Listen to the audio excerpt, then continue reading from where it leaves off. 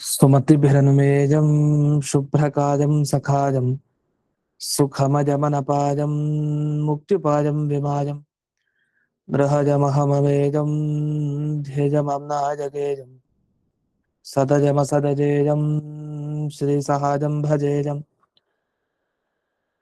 अञ्जनासूनुसान्निध्यात् विजयेन विराजितम् अजितप्रीतिजनकं भजेऽहं विजयध्वजं तपस्वाध्याय शुश्रूषा कृष्णपूजारतं मुनिम् विश्वेशमिष्टदं वन्दे परिम्राट् चक्रवर्तिनं श्रीगुरुभ्यो नमः हरिः ओम्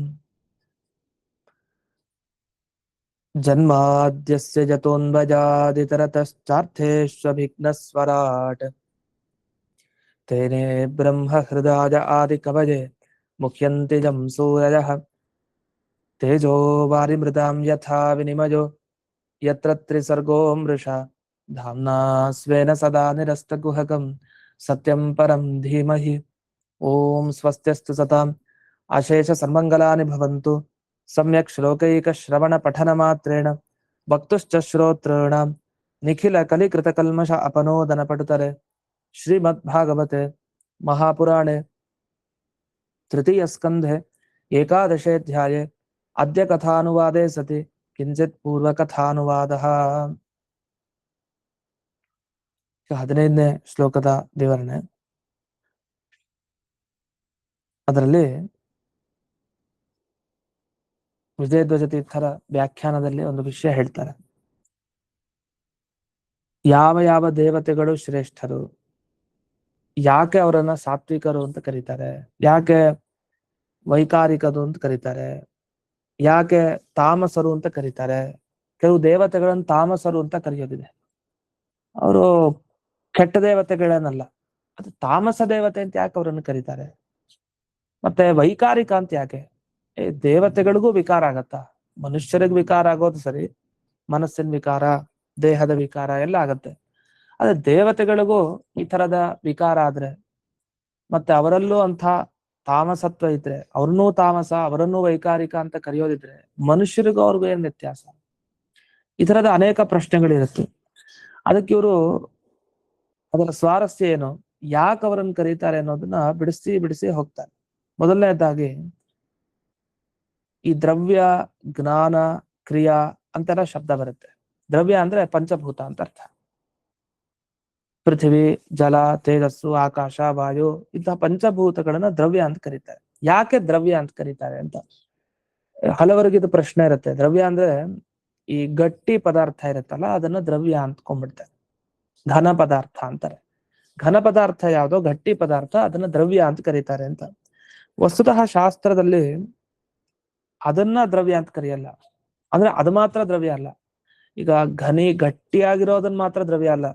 ಈಗ ನೀರ್ ತರ ಹರಿತಾ ಇರೋ ಪದಾರ್ಥ ಆದ್ರೂ ಅದನ್ನ ದ್ರವ್ಯ ಅಂತ ಕರೀತಾರೆ. ಉದಾಹರಣೆಗೆ ತುಪ್ಪ ಗಟ್ಟಿ ತುಪ್ಪ, ಆಮೇಲೆ ಚೆನ್ನಾಗಿ ಕಾಯಿಸಿದಾಗ ನಮಗ್ ಗೊತ್ತಾಗತ್ತೆ ತುಪ್ಪ ಹೇಗಾಗತ್ತೆ ಅಂತ.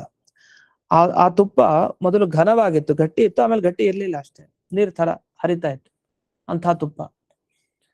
ಅದನ್ನ ಯಾವುದೇ ಅವಸ್ಥೆಯಲ್ಲಿ ನೋಡಿ ತುಪ್ಪವನ್ನ, ಅದನ್ನ ದ್ರವ್ಯ ಅಂತಾನೆ ಕರಿಬೇಕು. ಅದು ಗಟ್ಟಿ ಇದ್ದಾಗ ಮಾತ್ರ ಅದನ್ನ ದ್ರವ್ಯ ಅಂತ ಕರೆಯೋದಿಲ್ಲ.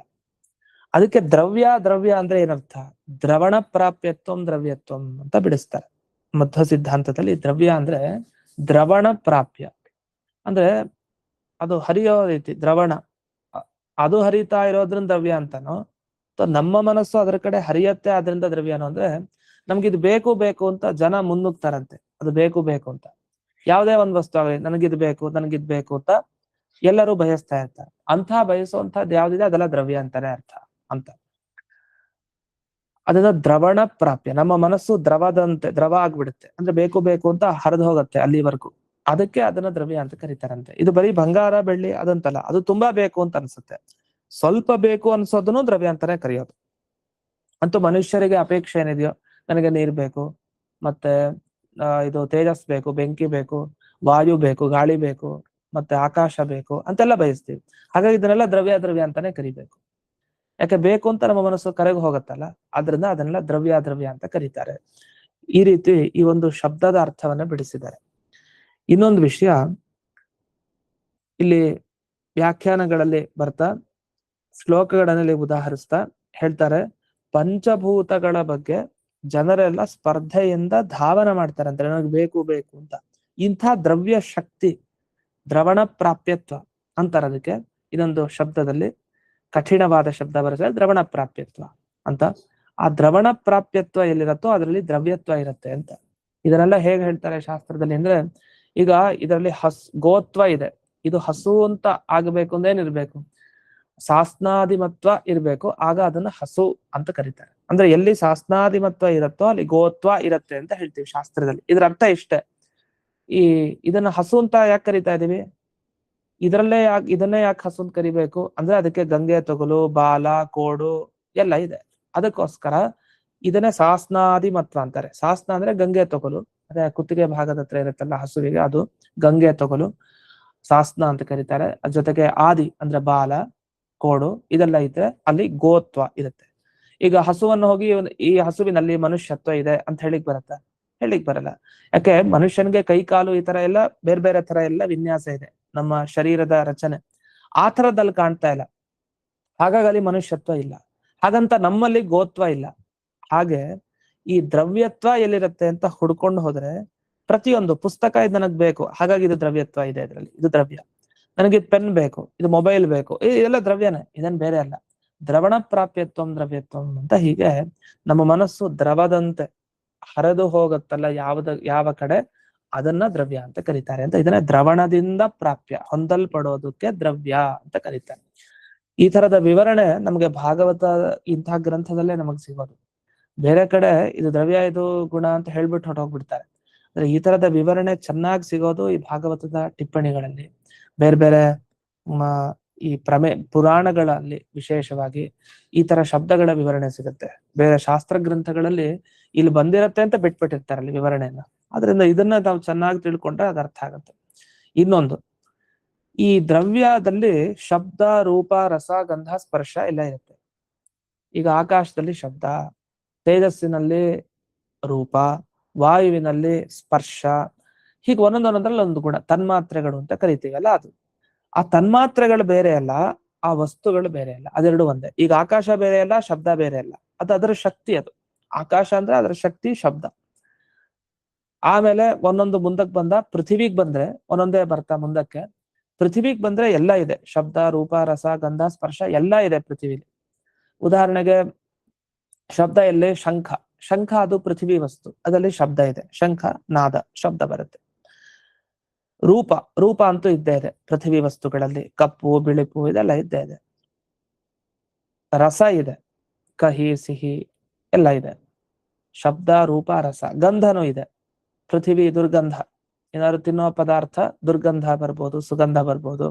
ಸ್ಪರ್ಶನೂ ಇದೆ, ಮುಟ್ಟಿದ್ರೆ ಮೆತ್ತಿಗೆ, ಗಟ್ಟಿಗೆ ಇದೆಲ್ಲ ಇರುತ್ತೆ. ಹಾಗಾದ್ರೆ ಶಬ್ದ, ರೂಪ, ರಸಗಂಧ, ಸ್ಪರ್ಶ ಎಲ್ಲಾ ತನ್ಮಾತ್ರೆಗಳು ಪೃಥ್ವಿಲಿದೆ. ಅದು ಪೃಥ್ವಿನೇ, ಆ ಪೃಥ್ವಿಗಿಂತ ಅದು ಬೇರೆ ಅಲ್ಲ. ಉದಾಹರಣೆಗೆ ಮಾವಿನ ಹಣ್ಣು ತಗೊಂಡ್ರೆ ಅದರ ರಸ, ಅದರ ರೂಪ, ಅದರ ಸ್ಪರ್ಶ, ಅದರ ಗಂಧ, ಶಬ್ದ ಒಂದಾಗಲ್ಲ. ಅಂದ್ರೆ ಶಬ್ದನೂ ಇದೆ, ಮಾವಿನ ಹಣ್ಣು ಮೇಲಕ್ಕಿಂತ ಕೆಳಗೆ ಹಿಂಗಸ್ತ ಶಬ್ದ ಬರುತ್ತೆ, ಎಲ್ಲಾನು ಇದೆ ಅಲ್ಲಿ. ಆ ಎಲ್ಲಾ ಇರುವಂತಹ ಆ ವಸ್ತು ಪೃಥ್ವಿಲಿ ಒಂದೇ ಮಾವಿನ ಹಣ್ಣು ತಗೊಂಡ್ರೆ ಎಲ್ಲಾನು ಇದೆ, ಅದು ಬೇರೆ ಅಲ್ಲ, ಮಾವಿನ ಹಣ್ಣು ಬೇರೆ ಅಲ್ಲ. ಯಾಕಂದ್ರೆ ಹಣ್ಣು ಜೊತೆಗೆ ಅದು ಸೇರ್ಕೊಂಡ್ಬಿಟ್ಟಿದೆ ಅಷ್ಟೇ. ಅದಕ್ಕೆ ಹಣ್ಣಿನ ಶಕ್ತಿ ಅಂತಾರೆ, ರೂಪ, ರಸ, ಗಂಧ, ಸ್ಪರ್ಶ ತನ್ಮಾತ್ರೆಗಳೆಲ್ಲ. ಅದನ್ನ ಇಲ್ಲಿ ಭಾಗವತ ತಾತ್ಪರ್ಯದಲ್ಲಿ ಆಚಾರ್ಯರು ಹೇಳ್ತಾ, ಭೂತಾನಿ ದ್ರವ್ಯ ಶಕ್ತಿನಿ ಭೂತೇಶು ದ್ರವಣಂ ಯತಃ ತಥಾ ತನ್ಮಾತ್ರ ಶಕ್ತಿನಿ ಶಬ್ದಾದ್ಯಾತ್ಮಕತಾಯತಃ ಅಂತ ಈ ಶ್ಲೋಕದ ಮುಖಾಂತರ ಈ ವಿಷಯನೆಲ್ಲ ತಿಳಿಸಿದ್ದಾರೆ. ಆಮೇಲೆ ಕ್ರಿಯಾಶಕ್ತಿ ಎಲ್ಲಿದೆ, ಜ್ಞಾನ ಶಕ್ತಿ ಎಲ್ಲಿದೆ, ಜ್ಞಾನ ಶಕ್ತಿ ಇದೆರಡಿಲ್ಲಿದೆ ಅಂತ. ಕ್ರಿಯಾಶಕ್ತಿ ಅಂದ್ರೆ ನಾವು ಮಾಡೋ ಪ್ರತಿ ಕೆಲಸ, ನಾವ್ ಎದ್ದು ಹೋಗ್ತೀವಿ, ಮಲಗ್ತೀವಿ, ಇನ್ನೊಬ್ರಿಗೆ ಹೊಡಿತೀವಿ, ಹೊಡೆಸ್ಕೊಳ್ತೀವಿ, ಈ ತರ ಎಲ್ಲ ಇದೆಯಲ್ಲ, ಇದೆಲ್ಲ ಕರ್ಮ ಮಾಡೋದು.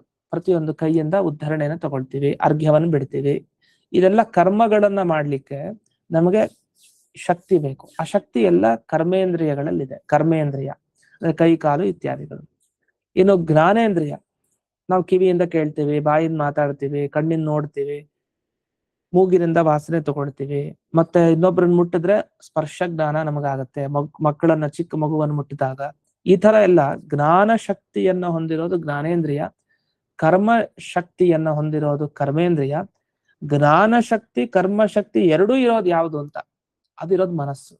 ಮನಸ್ಸಲ್ಲಿ ಜ್ಞಾನ ಶಕ್ತಿನೂ ಇದೆ, ಕರ್ಮ ಶಕ್ತಿನೂ ಇದೆ ಅಂತ ಹೇಳ್ತಾರೆ. ಇದು ಒಂದು ವಿಷಯ. ಇದರ ಜೊತೆಗೆ ಇನ್ನೊಂದು ಅಪರೂಪದ ವಿಷಯ ಏನಂದ್ರೆ, ಸಾತ್ವಿಕರು ಯಾರಿಗಿಂತ ಅಂತ ಬರುತ್ತೆ ಒಂದು ವಿಷಯ. ಉದಾಹರಣೆಗೆ ಮನುಷ್ಯರನ್ನು ತಗೊಂಡಾಗ ಅವರಿಗಿಂತ ಈ ತತ್ವಾಭಿಮಾನಿ ದೇವತೆಗಳು ಅಲ್ಲದೆ ಇರೋರು ಇರ್ತಾರಲ್ಲ, ಅತತ್ವಾಭಿಮಾನಿ ದೇವತೆಗಳು, ಅವ್ರ ಅತಾತ್ವಿಕರು ಅಂತ ಕರೀತಾರೆ ಅವ್ರನ್ನ. ಅಂದ್ರೆ ಯಾವುದೇ ತತ್ವಕ್ಕೆ ಅಭಿಮಾನಿ ದೇವತೆ ಅಲ್ಲ. ಈಗ ನಮ್ಮ ಮನಸ್ತತ್ವಕ್ಕೆ ಈಗ ರುದ್ರದೇವರ ಅಭಿಮಾನಿಯಾಗಿರ್ತಾರೆ, ವಾಕ್ ತತ್ವಕ್ಕೆ ಉಮಾ ಅಂತ ಪಾರ್ವತಿ ದೇವಿ ಅಭಿಮಾನಿನಿಯಾಗಿರ್ತಾಳೆ. ಹೀಗೆ ಒಂದೊಂದೊಂದೊಂದಕ್ಕೆ ತತ್ವಕ್ಕೆ ಒಬ್ಬೊಬ್ರು ಅಭಿಮಾನಿ ದೇವತೆಗಳು ಇರ್ತಾರೆ. ಆದ್ರೆ ಈ ತರ ಅಭಿಮಾನಿ ದೇವತೆಗಳಾಗಿರಲ್ಲ, ಅವ್ರಿಗೆ ಬೇರೆ ಜವಾಬ್ದಾರಿ. ಅಂಥವ್ರು ಏನಿದ್ದಾರೆ ಅವರು ಮನುಷ್ಯರಿಗಿಂತ ಶ್ರೇಷ್ಠ, ಸಾತ್ವಿಕರು ಅಂತ ಅನ್ಸ್ಕೊಳ್ತಾರೆ. ಅವರಿಗಿಂತ ಯಾರು ಸಾತ್ವಿಕರು ಅಂತ ಅನಿಸ್ಕೊಡ್ತಾರೆ? ಇಂದ್ರಾದಿ ದೇವತೆಗಳು. ಯಾರು ಈ ತತ್ವಗಳಿಗೆ ಅಭಿಮಾನಿ ದೇವತೆಗಳಾಗಿರ್ತಾರೆ ಅಂತಹ ಎಲ್ಲ ತತ್ವಾಭಿಮಾನಿ ದೇವತೆಗಳು ಶ್ರೇಷ್ಠರು. ಅವರಿಗಿಂತ ರುದ್ರದೇವರು ಹೆಚ್ಚು ಸಾತ್ವಿಕರು, ಅವರಿಗಿಂತ ಚತುರ್ಮುಖ ಬ್ರಹ್ಮದೇವರು ಹೆಚ್ಚು ಸಾತ್ವಿಕರು. ಇದಾದ್ಮೇಲೆ ಇದೆಲ್ಲ ಸಾತ್ವಿಕರ ಬಗ್ಗೆ ಆಯ್ತು. ಇನ್ನು ವೈಕಾರಿಕ ದೇವತೆಗಳು ಯಾರು ಅಂತ ಹೇಳ್ತಾರೆ. ಅಂದ್ರೆ ಸತ್ವಗುಣ ಹೆಚ್ಚು ಯಾರಲ್ಲಿದೆ ಅವರನ್ನ ಸಾತ್ವಿಕರು ಅಂತ ಕರೀತಾರೆ. ಅದರಲ್ಲಿ ತಾರತಮ್ಯ ಬಂತು ದೇವತೆಗಳಲ್ಲಿ. ಇನ್ನು ವೈಕಾರಿಕರು, ವಿಕಾರವನ್ನ ಯಾರು ಹೊಂದುತ್ತಾರೆ ಅಂತಹ ದೇವತೆಗಳು ವೈಕಾರಿಕ. ವಿಕಾರ ಹೊಂದೋದು ಅಂದ್ರೆ ಏನರ್ಥ ಅಂದ್ರೆ, ಈಗ ಕೆಲವು ದೇವತೆಗಳೇನಂದ್ರೆ ದೇಹ ತುಂಬಾ ತಗೊಳ್ತಾರೆ. ಈಗ ಅಭಿಮಾನಿ ದೇವತೆಗಳಾಗಿ ಎಷ್ಟೆಷ್ಟೋ ಅವರು ನೋಡ್ಕೊಳ್ತಾ ಇರ್ತಾರೆ. ಈಗ ಬ್ರಹ್ಮದೇವರು ತಮ್ಮ ಸತ್ಯಲೋಕದಲ್ಲಿ ಒಂದು ರೂಪ, ಇದು ಬೇರೆ ಬೇರೆ ಕಡೆ ಅಂತರ್ಯಾಮಿಯಾಗಿ ಒಂದೊಂದು ರೂಪದಲ್ಲಿ ಇರ್ತಾರೆ. ಭೂಲೋಕದಲ್ಲಿ ವಿಶೇಷ ಅವತಾರ ಅನ್ನೋದಿಂದಿಲ್ಲ ಭೂಲೋಕದಲ್ಲಿ. ಅದು ಬಿಟ್ರೆ ಇನ್ನು ಮಿಕ್ಕಿದ ಕಡೆ ಎಲ್ಲ ಆ ಬ್ರಹ್ಮದೇವರು ತಾವು ದೇವರ ಅರ್ಚನೆಯನ್ನ ಮಾಡ್ಲಿಕ್ಕೆ ಬೇಕಾದಷ್ಟು ಕಡೆ ಬೇಕಾದಂತಹ ರೂಪಗಳನ್ನು ತಗೊಂಡಿದ್ದಾರೆ. ಹಾಗೆ ಇಂದ್ರದೇವರು, ರುದ್ರದೇವರು ಇವರೆಲ್ಲ ತಮ್ಮ ಅನೇಕ ದೇಹಗಳನ್ನ ತಗೊಂಡು ಆಯಾಯ ಅಭಿಮಾನಿಗಳಾಗಿ, ಅಂದ್ರೆ ಅಂಥ ವ್ಯಕ್ತಿಗಳನ್ನ, ಜಡ ಪದಾರ್ಥಗಳನ್ನೆಲ್ಲ ಪ್ರೇರಣೆ ಮಾಡಿ ಮಾಡಿ ಅಲ್ಲೆಲ್ಲ ಇದ್ದಾರೆ. ಇವರು ಹುಟ್ಟಬೇಕಾದ್ರೆ ವಸ್ತುತಃ ವಿಕಾರ ಇರಲ್ಲ ಇವ್ರಿಗೆ. ಅಂದ್ರೆ ಅವರು ಹೊರಗ್ ಬಂದಾಗ ಪರಮಾತ್ಮ ಇವ್ರನ್ನ ಯಾವಾಗ ಸೃಷ್ಟಿ ಮಾಡ್ತಾನೆ ಈ ದೇಹಗಳಿಂದ, ಅಂದ್ರೆ ಅನೇಕ ದೇಹ ತಗೊಂಡು ಅಲ್ಲಿ ಯಾವಾಗ ಬ್ರಹ್ಮದೇವರು, ಗರುಡ ದೇವರು, ರುದ್ರದೇವರು, ಶೇಷದೇವರು ಇವರೆಲ್ಲ ಬರ್ತಾರೆ, ಅವ್ರಿಗೆ ವಿಕಾರ ಇರಲ್ಲ. ಆದ್ರೆ ಇಂದ್ರಾದಿ ದೇವತೆಗಳಿಗೆ ಹಾಗಲ್ಲ, ಅವ್ರಿಗೆ ವಿಕಾರ ಇರುತ್ತೆ. ಆದ್ರಿಂದ ಬ್ರಹ್ಮ, ರುದ್ರ, ಗರುಡ, ಶೇಷ ಈ ತರದ ಎಲ್ಲ ದೇವತೆಗಳನ್ನ, ವಾಯುದೇವರನ್ನು ಸೇರಿಸ್ಕೊಂಡು ವೈಕಾರಿಕರು ಅಂತ ಇವರನ್ನು ಕರೆಯಲ್ಲ. ಇಂಥ ದೇವತೆಗಳನ್ನ ಯಾರನ್ನ ಕರೀತಾರೆ ಅಂದ್ರೆ, ಇಂದ್ರ ದೇವರಿಂದ ಆರಂಭ ಮಾಡಿಕೊಂಡು ಯಾರು ತತ್ವಕ್ಕೆ ಅಭಿಮಾನಿ ದೇವತೆಗಳಾಗಿರ್ತಾರೆ ಅವರನ್ನ ವೈಕಾರಿಕರು ಅಂತ ಕರೀತಾರೆ. ಯಾಕೆ ಅಂದ್ರೆ ಅವರು ಮೊದಲು ಹುಟ್ಟಿರ್ತಾರೆ ಭಗವಂತನಿಂದ, ಆಮೇಲೆ ಪ್ರತಿಯೊಂದು ಇಂದ್ರಿಯಕ್ಕೆ ಅಭಿಮಾನಿ ದೇವತೆಗಳಾಗಿ ಮತ್ತೆ ಹುಟ್ಟುತ್ತಾರೆ. ಅಂದ್ರೆ ಯಾರು ಮತ್ತೆ ಭಗವಂತನ ಆಜ್ಞೆಯಾಗಿ ಮನುಷ್ಯರನ್ನ ನಿಯಮನ ಮಾಡ್ಲಿಕ್ಕೆ ಮತ್ತೆ ಆ ಇಂದ್ರಿಯಗಳ ಒಳಗಡೆ ತತ್ವವನ್ನ ಮನೆ ಮಾಡ್ಕೊಂಡು ಬರ್ತಾ ಇರ್ತಾರಲ್ಲ, ಅಂಥ ದೇವತೆಗಳು ಹೆಚ್ಚೆಚ್ಚು ವಿಕಾರವನ್ನ ಪಡಿತಾರೆ. ವಿಕಾರ ಪಡೆಯೋದು ಅಂದ್ರೆ ಹೆಚ್ಚೆಚ್ಚು ತಾವಿರೋ ಹಾಗೆ ಇರಲ್ಲ, ಬೇರೆ ಬೇರೆ ಬೇರೆ ಬೇರೆ ಕಡೆ ಅವರು ಹೋಗ್ತಾ ಇರ್ತಾರೆ, ಮತ್ತೆ ಹುಡ್ತಾ ಇರ್ತಾರಲ್ಲ, ಅದನ್ನ ಅವ್ರಿಗೆ ವಿಕಾರ ಬಂದ ಹಾಗೆ. ಅದಕ್ಕೆ ವೈಕಾರಿಕ ದೇವತೆಗಳು ಅಂತ ಕರೀತಾರೆ. ಆದ್ರೆ ಒಂದು ಆಶ್ಚರ್ಯ, ಅವ್ರಿಗೆ ತೈಜಸ ಅಂತ ಕರೀತಾರೆ. ಯಾಕೆ ತೈಜಸ ಅಂತ ಕರೀತಾರೆ ಇಂಥ ದೇವತೆಗಳಿಗೆ ಅಂದ್ರೆ, ಅವ್ರಿಗೆ ಯಾವಾಗ ಈ ಮತ್ತೆ ಹುಟ್ಟತಾ ಇರ್ತಾರಲ್ಲ, ಜ್ಞಾನ ಮಾತ್ರ ಹಾಗೆ ಇರುತ್ತೆ, ಅದು ಬದಲಾಗಲ್ಲಂತೆ. ಇಂದ್ರಾದಿ ದೇವತೆಗಳಿಗೆ ಈ ಸಂದರ್ಭದಲ್ಲಿ, ಅವತಾರ ಕಾಲದಲ್ಲ. ಈ ಇಂದ್ರದೇವರು ಭೂಮಿ ಮೇಲೆ ಅವತಾರ ಮಾಡಿದಾಗ ಅದು ಬೇರೆ ವಿಷಯ. ಆವಾಗ ಕೆಲವುದನ್ನು ಮರೀತಾರೆ ಅವರು, ಕೆಲವ್ದು ನೆನಪಾಗಲ್ಲ, ಆ ಥರ ಎಲ್ಲ ಆಗತ್ತೆ. ಉದಾಹರಣೆಗೆ ಇಂದ್ರ ಮತ್ತೆ ಅರ್ಜುನ ಖಾಂಡವನ ಸುಡಬೇಕು, ಈ ಕಡೆ ಒಂದು ಮಳೆ ಸುರಿಸ್ಬೇಕು, ಎರಡು ನಡೀತಾ ಇತ್ತು. ಈ ಕಡೆ ಸುಟ್ಟು ಬಿಡ್ತೀನಿ ಅಂತ, ಇಲ್ಲಿ ಖಾಂಡವನ ಸಂರಕ್ಷಣೆ ಆಗ್ಬೇಕು, ಎರಡೂ ಇದೆ ಕೆಲಸ. ಈ ಖಾಂಡವನ ದಾಹ, ಈ ಕಡೆ ಅದರ ಸಂರಕ್ಷಣೆ. ಈ ಇಂದ್ರದೇವರಿಗೂ ಮತ್ತೆ ಅರ್ಜುನನಿಗೂ ಪೈಪೋಟಿ. ವಸ್ತುತಃ ಇಂದ್ರ ಬೇರೆ ಅಲ್ಲ, ಅರ್ಜುನ ಬೇರೆ ಅಲ್ಲ. ಇಂದ್ರದೇವರೇ ಅವತಾರ ಮಾಡಿದ್ದು ಇನ್ನೊಂದು ರೂಪದಿಂದ, ಅರ್ಜುನನ ರೂಪದಿಂದ. ಆದ್ರೆ ಒಬ್ಬರ ವಿರುದ್ಧವಾಗಿ ಇನ್ನೊಬ್ರು ಇರ್ತಾರೆ. ಇದು ಹೇಗ್ ಸಾಧ್ಯ ಅಂದ್ರೆ, ಅದ್ ಮರ್ತಿರ್ತಾರೆ ಅಂತ ಅರ್ಥ. ಜ್ಞಾನದಲ್ಲಿ ಸ್ವಲ್ಪ ಲೋಪ ಆಗಿರತ್ತೆ ಅಂತ. ಇದ್ರ ಬಗ್ಗೆ ನ್ಯಾಯಸುಧಾ ಪಾಠದಲ್ಲಿ ನಾವು ನೋಡಿದೀವಿ, ಇದ್ರ ಬಗ್ಗೆ ಬಹಳ ವಿಚಾರ ತುಂಬಾ ಬಂತು.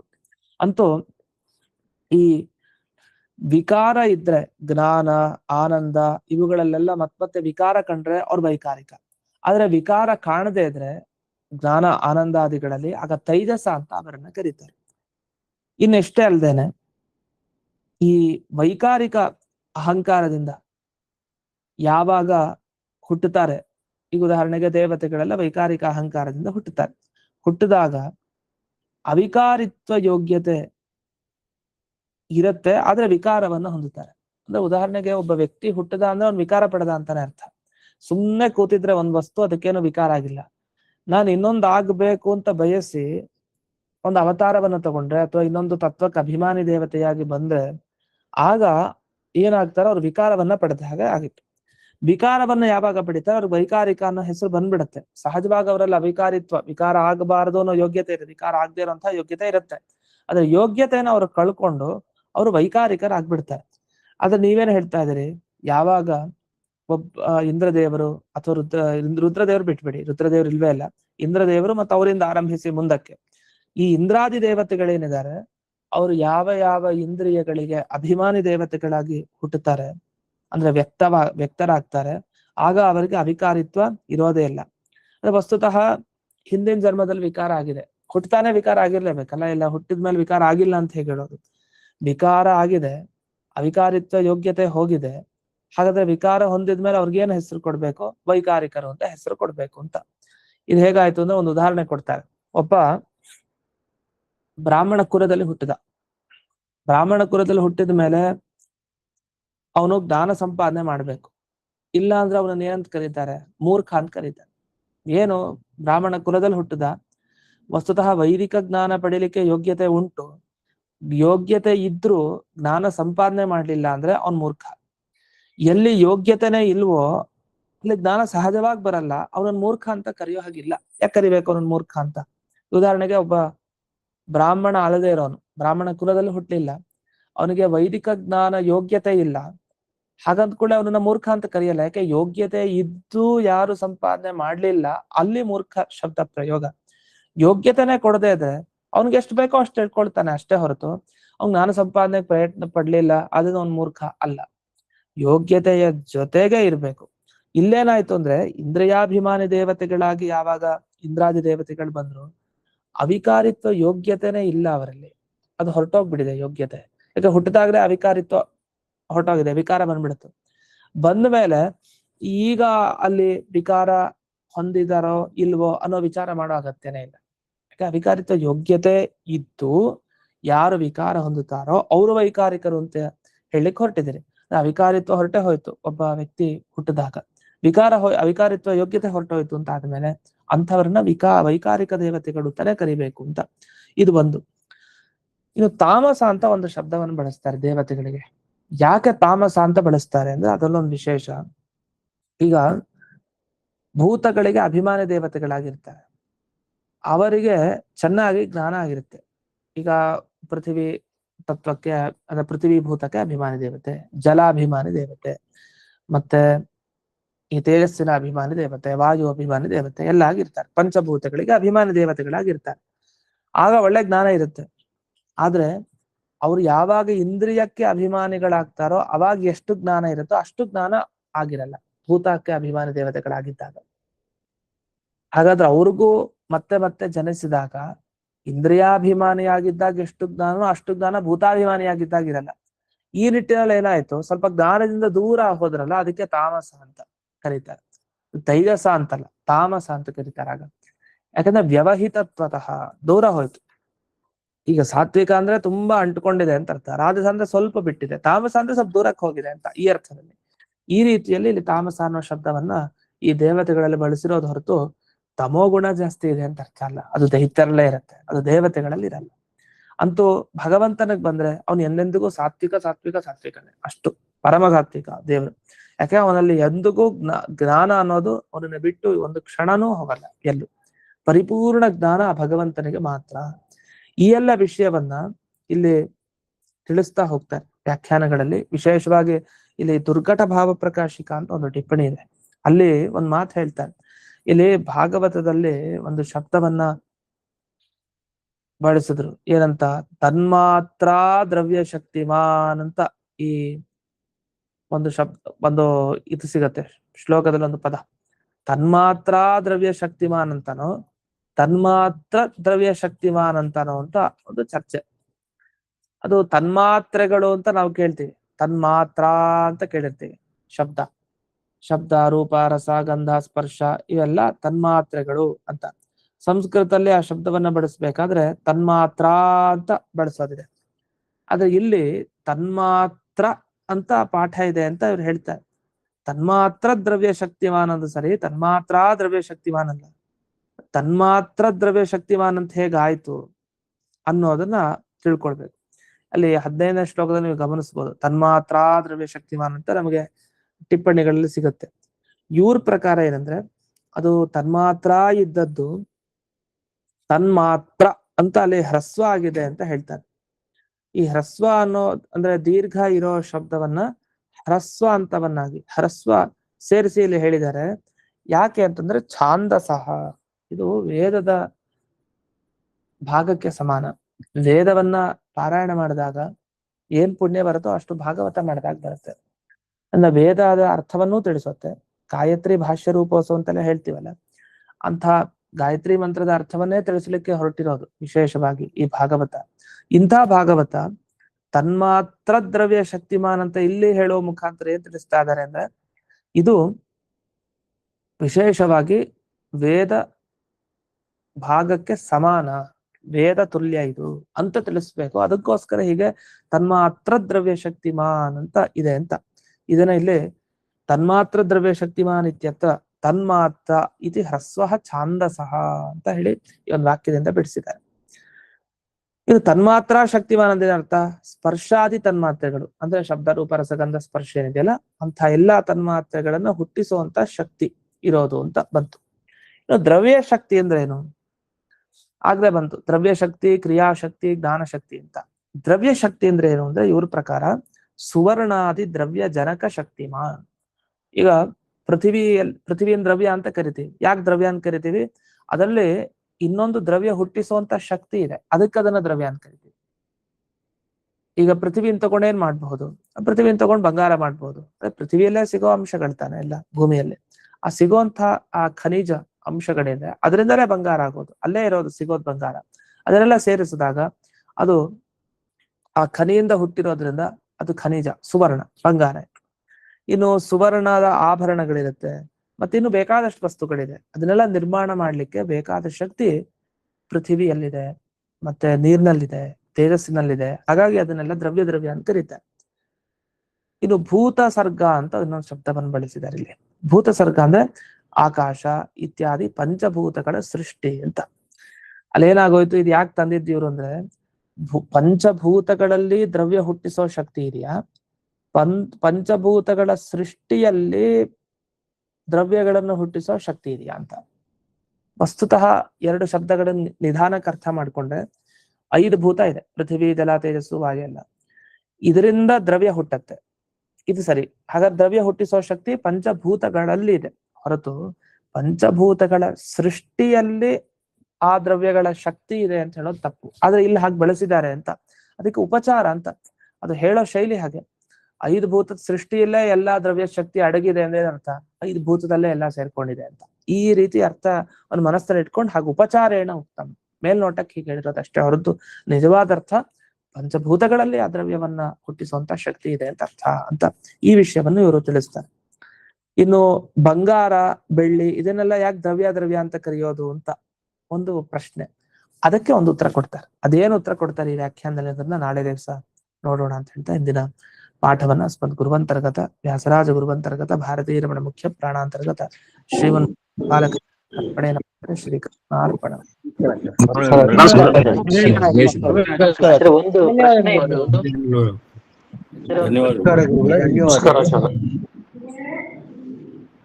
ನಾಮಗಳು ಗುರುಗಳೇ. ಆಚಾರ್ಯ, ರುದ್ರದೇವರು ಯಾಕೆ ಸಾತ್ವಿಕರು ಅಂತ ಅಂದ್ರೆ, ಅದು ಅವರು ನಮ್ಗೆ ಮನಸ್ಸಿಗೆ ಎಲ್ಲ ಮುಖ್ಯ ಮನಸ್ಸಿಗೆ ತತ್ವಕ್ಕೆ ಅಭಿಮಾನಿ ಅಲ್ವಾ ಅವರು. ಅವರು ಮತ್ತೆ ಮತ್ತೆ ಹುಟ್ಟಿ ವಿಕಾರ ಹೊಂದ್ರು ಅಂತ ಆಗಲ್ವಾ ಅದು?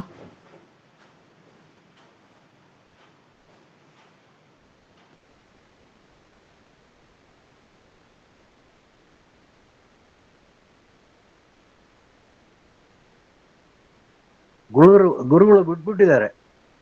ನಾಳೆ ಕೇಳಿ ಈ ಕ್ವಶನ್. ಆಯ್ತು ಆಯ್ತು.